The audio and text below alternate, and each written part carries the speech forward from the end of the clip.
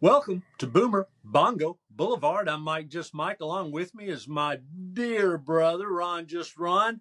This is Season 3, Episode 17, number 107. We've done 107 of these shows, and we've got hundreds and thousands of ideas for future shows because baby boomers are, well, honestly, we ruined the country, but we're still kind of interesting. And We're one just of a the things vast that well of crap.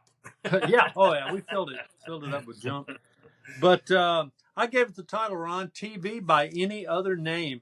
And we're just going to discuss a little bit the fact that up until, I guess, the mid 80s, um, Somewhere around television here. programs that went into syndication often went into syndication under a different name than the show was working under when it was a nighttime show. Mm-hmm. And there's quite, and in fact, there's so many of these. I was doing some research, Ron, and there were so many of them. I had to cut it back to 7 or 8, and then I even came up. We'll talk about this maybe toward the end of the show, but I came up with one particular TV show that seemed to specialize in starting out in one incarnation and turning into another incarnation. But it wasn't the show's title; it was like names of characters and which is pretty rare for a character Yeah. name to Yeah. change. But that happened, or at least be altered. But that happened on this particular program at least twice. So I'll talk about that if we Okay. can remember to get back to it, Ron. Just Ron. I don't know if we Yeah. will. But anyway, what got you interested in this particular topic? Well, I was just, I got just scrolling around and clicking around, and I just ran across people talking about it, and I thought, hey, that's kind of interesting. And I just named like a couple of the series, and it made me think about it and remember seeing that somebody said something about Andy of Mayberry, Yeah. when it was in syndication. And I was like, hey, I wonder how many other shows, and I just started looking it up and was like, wow, there's a lot of stuff. And, and then Yeah. I texted you, and here we are, I don't think there's any way to count all of them. No, And there's no way. because you just keep finding one more. But of course, the reason that was given to me, as I was reading, the one reason for this happening when the shows went into syndication, and it kind of makes sense, was that the shows, a lot of shows went into syndication while they were still in production and still Mm-hmm. being broadcast as nighttime series, and the powers that be in network television and in syndication decided, well, maybe it'll be a good idea to have a slightly different title or a completely different title for the daytime version of the show, the rerun version of the show, and so they changed the name for the daytime versions, and it turned out after many years of trying this, it actually caused just about as much confusion as it did clarification. So they just dropped the whole idea. You know what it was? They think we're all stupid, Ron. All I these was going to say, they TV. assume that people are stupid, and they're correct. People are Well, pretty kind of, but stupid. not when it comes to television. People are pretty smart when it comes to television because they watch television all the time, and people pretty quickly went, here's an Andy Griffith show. It's on at 10 o'clock in the morning. It's on 5 days a week, and I've seen all these before. Must be reruns. But hey, just to help my mind along just a little, they changed the title to Andy of Mayberry. So when I see that, I'll just immediately know that it's the Andy Griffith Show in reruns. Or either that, or I've been thrown into another dimension. And I'm sure that's what some people thought. I've been thrown into another dimension, and the Mandela effect was born. Maybe. I don't know. What do you think? This is sort of related, but not exactly the subject matter. But I just happen to think of it. Until like about the '80s, when shows would be reruns, you could not see. They would not show the black and white versions of shows. Like I remember for years, I had no idea there were black and white episodes of the Andy Griffith Show. I had no idea. Oh my there gosh! was Are you kidding? black and white episodes of I Dream of Jeannie. No, I knew about it. Yeah. Listen, I won't even watch color episodes of the Andy Griffith Show. except for the I one where will Aunt some B now, flies solo in the airplane. That's yeah. it. The rest of them are pretty much. I mean, I can't even tolerate the guy that goes, huh, huh, huh, huh. Well, nobody And else could either. They fired him before the first year was over. oh my gosh! And after that, I never watched it again. But yeah, the old black and whites are the things you want to watch. Hey, what are a couple? You know, I'll tell you the one. I've got a list here, and Mhm. I guess you do too. Do you have a working list? Yeah, I don't have it written down. I Okay, just, know the ones I'm most familiar with are the ones I remember, which is Andy Mayberry, Marshall Dillon. right. Uh, the first one I really remember doing that confused me when I was a kid was Ponderosa Ponderosa. for Bonanza. Shoot, they even did that with the restaurant. Hoss started the steakhouses, Bonanza steakhouses, and they had two of those, Bonanza and Ponderosa Steakhouse. Just So to it was keep us really weird. confused. Yep. Well, I've got the rest. I've got these were the ones that really jumped out that I remembered or some had some impression Mhm. of. Laverne and Shirley and Company, Mhm. Jackson 5. They had a Jackson 5 cartoon, but the reruns of the cartoon, which all cartoons go into reruns almost immediately, but it was Yeah. Jackson, the actual numeral 5, IVE, and the Yeah. original one was Jackson 5, FIVE. Isn't that how you spell 5? Yeah, that is. And Yeah. there was McGarrett. That was the rerun version of Hawaii 5-0. Oh, that's Isn't weird. it, I never isn't heard of it that one. cool? Isn't it cool that people still to this day, when they see the police, if they want to be cool, they say, "Hey, 5-0." Yeah. I think that's great. And the show's been gone for The decades, 5-0. and Yeah. but the coolest, hippest criminals around go, "Watch out, 5-0's around the corner." Chips Patrol, as opposed to Chips, Andy of Yeah. Mayberry.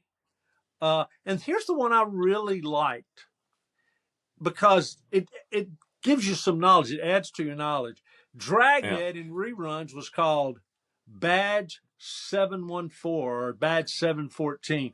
And I thought that was great because that lends itself to the trivia question that probably still gets asked at trivia Yeah. night all around the country is what was Sergeant Joe Friday's badge number? And Yeah. it's 714. Isn't that great? I Well, mean, I like that. 714. Yeah. Well, that's an easy one to remember. Babe Ruth's home run total. Is that Or if right? that had something to do with his making that his badge number, maybe he was a big Babe Ruth fan or something. That might be right. Although it's 7 and then double seven. You double seven is 14. Might be something like that. Might be his birthday or somebody's birthday.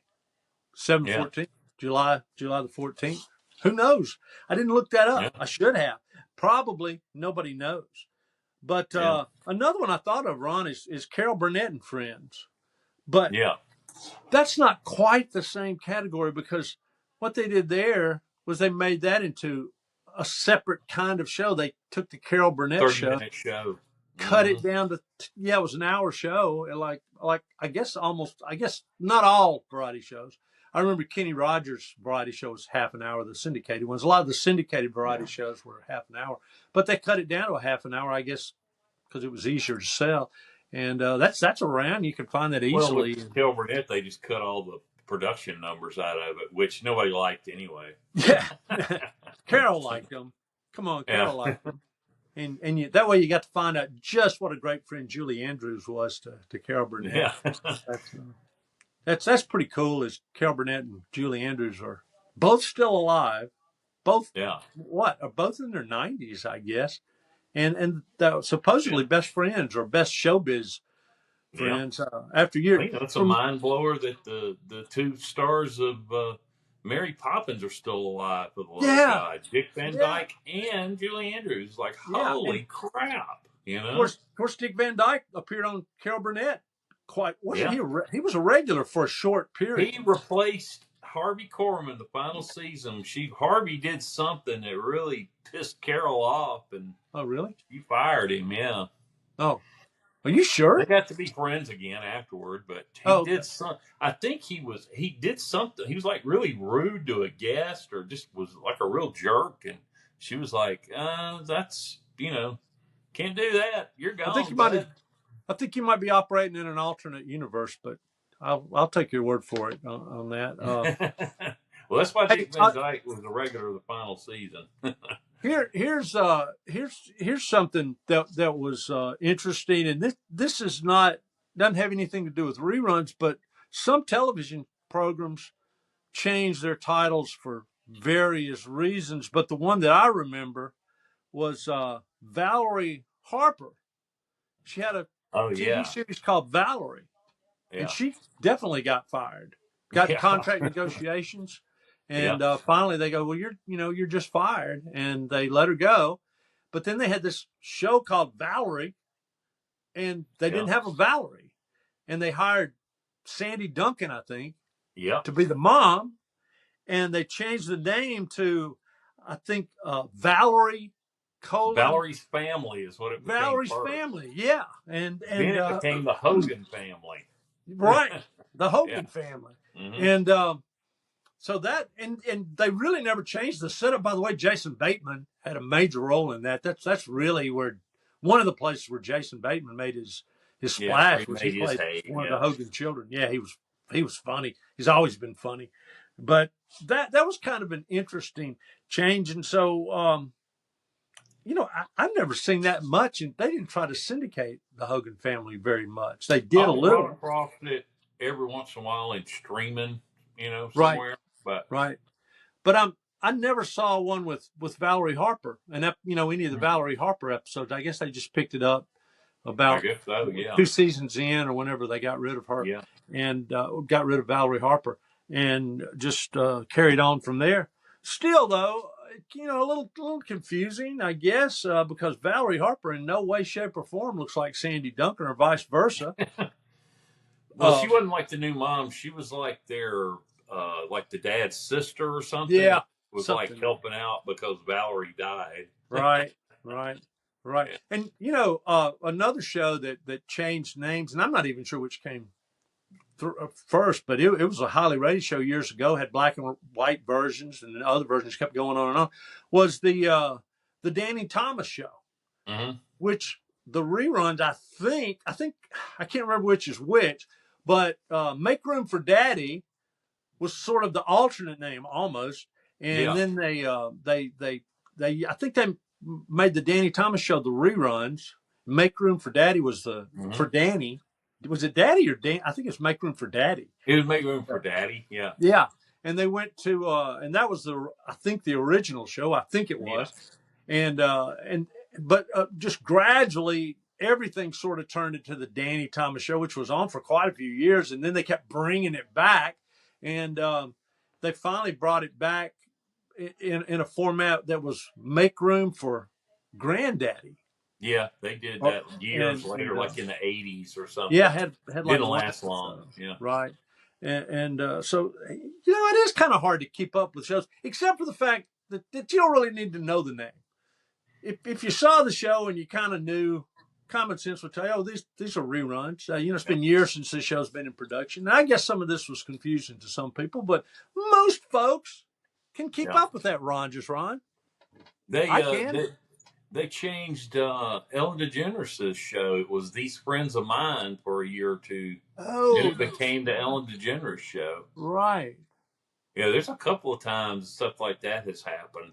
Well, in case Um, someone doesn't know, Ellen DeGeneres has had a situation comedy show, a half-hour comedy show that was on for she at least. actually has had two of them. I Oh, can't remember what the second one was, but it lasted a couple of years yeah, later on. she was pretty funny. I remember catching it just jumping around on channels a few Hmm. years ago and caught one of her shows where she was on one of those half-hour shows. She was Yeah, getting uh, a driver's license, yeah. and she was getting a picture taken, and they kept taking terrible pictures of her, and she kept begging them to redo it. And the person taking the pictures kept snapping it just when she was making funny faces, and I've laughed. I laughed as hard at that as anything I've ever Yeah. seen on a situation comedy. She really mastered that one. But I don't know what are some. Hey, did you ever see? I don't remember the McGarrett one. Hawaii Five I O. never saw that one. I never remember Rockford Files one. It was like Jim Jim Rock. Rockford Private Yeah, Eye or something Jim weird Rockford like that. Detective or something. Yeah, Yeah. Now I I don't remember remember the that Happy either. Days again. I remember the Ponderosa. I remember the ones I named up. Right, Those I remember. right. But there was quite a few that I had no idea. There was a lot of detective ones that Well, were I think had weird the names. Rockford. I think the Rockford one came along just about the time that the Rockford Files went into syndication at the tail Yeah. end of the Rockford Files nighttime Hmm. run, and I think it only lasted a season or two, and then pretty much everybody got rid of these extra names, these new names. If you had something in syndication, the thing that kind of amazes me is what we're doing is we're talking about television shows or first round network shows, and then we're kind of talking about how they became syndicated, and you could then anybody could buy them when Yeah. they which they couldn't on nighttime shows. Nighttime shows were on whatever network was funding them, Hmm. was running the finances. But then these syndicated shows could be on anytime, anywhere, as long as you paid the money to syndicate them. And I don't think a lot of younger people know even what syndication is. Yeah. And they might know the word, but it doesn't really mean anything, particularly now because I just watched an episode of Elsbeth, which is Yeah. a currently running show on CBS at 4 o'clock in the afternoon yesterday. it's it's not in syndication. So how do you even keep this straight if you're 14 years old? Okay, now here's something odd about this show that I learned the other day. Now, this is an unrelated thing, but it is odd and it's worth talking about. That Elsbeth, okay?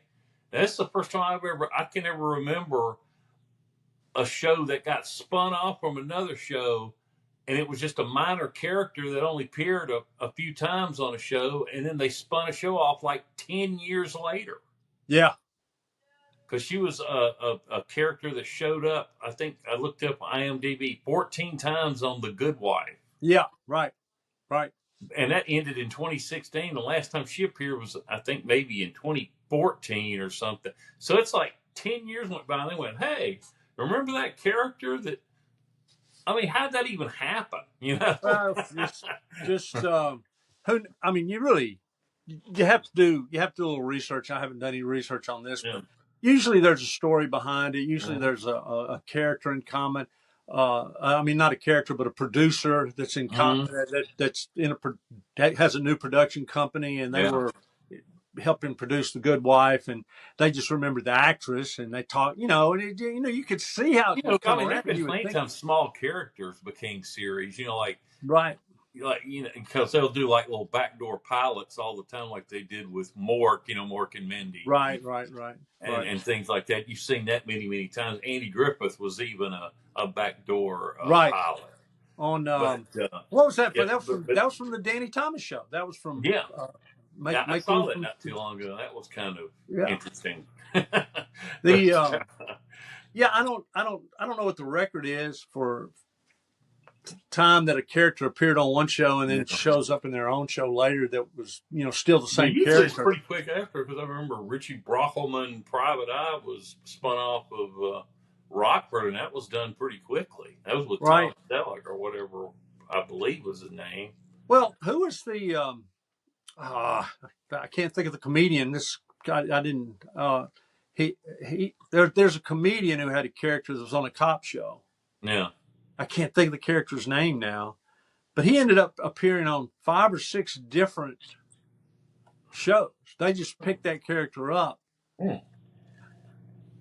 Can't think of his name. I can see the comedian. It was a comedian who basically turned to acting. He died not terribly long ago, Yeah. and they used his character in multiple police dramas that were Yeah. set Oh. in. They started out being set in Baltimore, and then one got set in New York. And I never really. But Richard Belzer. who? Belzer. Yeah, Richard Belzer. Belzer. That's it. Yeah. and I can't think of the name of his character, but he holds the record for a character appearing in different series. Yeah. And they maybe it was 5 or 6 series, and he was like a regular in couple 2 or 3 of them, and appeared, as a. And I don't see why they don't do more like that in TV. I think it would be a lot of fun. They do these crossover episodes that are highly rated, and I guess you're setting yourself up for an actor to ask you for a lot of money when you approach them about doing something like that. But they draw high ratings usually because it can be done well, and it saves you a little time. You bring in a fully formed character that the audience is probably at least somewhat familiar with, and it saves you a little time as far as developing a plot or a story or a line of what do they call it, an arc for another series, and should do it more. And they create these little universes or whatever. Right. I've got one. Lassie was syndicated as Timmy and Lassie. Do you remember? Do you ever happen across that? Yeah, it was something like that. That was an interesting one, and it was the same show. It was just the real Lassie was Timmy and Lassie for a while. Does Lassie hold a record for the TV show for having changing co-stars and continuing on, because they had somebody before Timmy. I can't think of that kid's name. Yeah. But they had somebody before Timmy, and then they had Timmy, and then they had the Ranger, and then Corey. Corey, that was the one I remember was Corey, and then Lassie went rogue on his own, And then Jan Michael Vincent. Jan Michael Vincent was Lassie's owner for maybe a season, and so wow, that's. I occasionally, I will admit, will find an old Lassie episode on YouTube and watch it. I love everything about it. I love the acting is very high quality, almost across the board. The plots are very stupid quality, and they actually do have scenes where Lassie comes up and barks, and the characters say something like, "What? Timmy's where? Just go, Lassie. We'll follow you in the truck." And they jump in the truck. When Lassie was with Corey, it made sense that Lassie would be on adventures with a park ranger. Sure. A little boy. Timmy wandered all over the country. It's a wonder Timmy didn't get trafficked, honestly. Because Corey would be all up in the mountains, and sometimes he could go out and rescue people. And Larry's Lassie's fighting bears. To be an adventure with Corey. We ought to do a whole show about Lassie. Lassie just fighting bears and communicating with people through barking. What, Lassie? We're almost out of fuel? Oh my gosh, we are. You're so smart, Lassie. I read a little something when I was initially researching this subject, and one of the shows that they were saying that kind of helped break that trend was MASH, because they couldn't think of a name to call MASH. Well, there had been a movie. Oh, they were going to. Yeah, I mean, they couldn't think of a name for, a different name to call MASH without messing it up. Right. You couldn't call it, Hawkeye the Doctor. It'd be kind of weird, Well, I guess you could. I think you came up with a pretty good one. That's as good as Andy of Mayberry, Hawkeye the Doctor. But why would you even want to do that? But they had pretty much stopped it by then. And a trend I would like to see is maybe take some old movies they're doing.